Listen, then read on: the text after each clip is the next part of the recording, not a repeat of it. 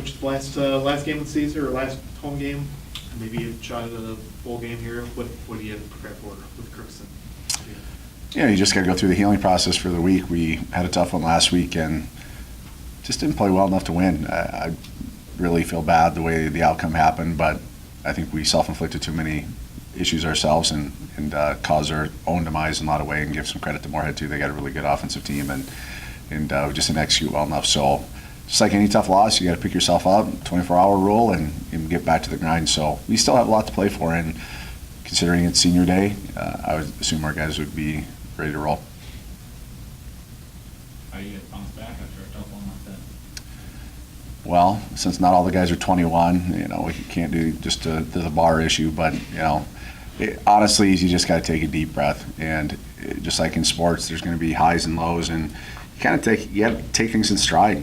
We've had some huge wins, we've had some tough losses, but when you reflect back, it's just another game that's on the docket. So we came up on the short end of the stick, and somehow you got to pick yourself back up and get moving forward. So as I've said the whole year, a lot of the outcomes are going to be dictated by us, and that's the hardest one from last week. Is that the end result was dictated by us. We were undisciplined, and we had a lot of penalties, and we had turnovers, and didn't make enough plays in important parts of the game, and it's what cost us. So the guys understand that. We hold each other accountable, and we got to get ready for Crookston. I guess with the penalties, leading the league in penalties. Yeah, not going in the last weekend here. How do you address that as a coach's standpoint? It's just undisciplined and being disciplined, I should say. So we figure out a way to make it difficult, and it goes back to if it's a process issue, meaning if it's false starts and things of that nature, then we can fix those. But it goes back to it was simply guys getting caught up in the moment. Last week we had personal fouls, which we can't have, and we've been, we run, we show them on film, we continue to do that, but guys got to understand, the heat of the moment. They need to walk away and get ready for the next play, and it's been disappointing. We've talked about this all the way back to the Upper Iowa game, and it's been an issue throughout the year, and it's very uncommon for our guys, especially have a veteran team, so it's very disappointing. We had such a good week at St. Cloud, and we played well, we played clean, and so we're going to continue to hold the guys accountable. We've been running and just talk about it constantly, so hopefully we can rectify those errors and move on. What do you know about tiebreakers with the other teams in the South regarding the minimum bowl? I've looked at it, to be honest with you. To me, it's like algebra, so I'm not going to answer any questions because I honestly don't know. From what I've heard, it seems like we have a decent shot depending on what happens with wins and losses. Again, obviously we got to win, but if it goes back to head-to-head competitions, it's difficult because we haven't faced all common opponents, and so it might even go back to the old Rose Bowl rule. The team that's been there, the furthest back would be the team that gets to go this year. So we'll see. Not taking anything for granted this weekend either. So we got to figure out a way to get this one done, and then worry about that on Monday if we happen to be fortunate enough to get into it. And whose decision, who's inspired the mannequin challenge? It wasn't me. Okay. You know what? It was Colin came in and brought that down there. So that was pretty neat. The guys enjoyed it, and really we didn't talk about it much, and some of the guys didn't even know what it was. So they're like, "What are you talking about?" So we kind of got it set up, and we blew the whistle, and it turned out pretty sweet. So thanks, Colin, for doing that. Going into a game like Crookston, obviously they're 110. I know they struggle. How do you tell your guys, hey, we got to make sure we get, we're not overlooking them or anything? Yeah. How hard is that, I guess? Yeah, it's human nature. When you look at it that sense, it's just when you look at records, and I'm not dumb enough to think about kids don't look at records and don't look at stats and stuff. So I've said it once, I've said it a million times. It's not who we play, it's about how we play. So that's going to be the continuing theme, and take care of business, play better, play cleaner, have fun. It was a frustrating loss last weekend. It was a frustrating way to play, and take our frustration out on Crookston. I guess that's the only way to look at it. I guess maybe just a comment in general for the senior class here. These guys have gone from a couple 3-win seasons to being right at the top of this league. Yeah, I'm glad you brought that up.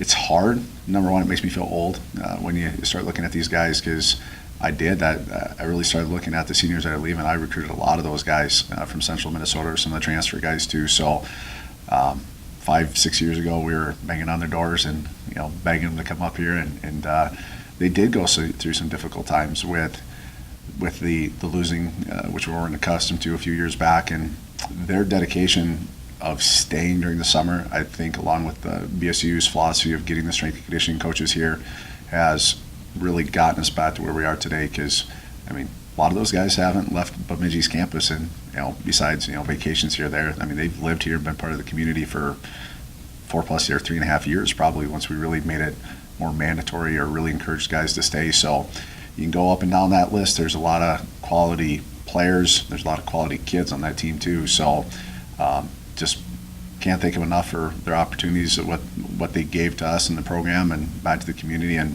they're going to be outstanding alums. They're going to be successful. It's a good group of young men. All right, Tahi, Crookston coming to town. What do you have to do to sort of stay focused? Against a team like that, obviously, probably last week's loss is motivation in itself for you guys.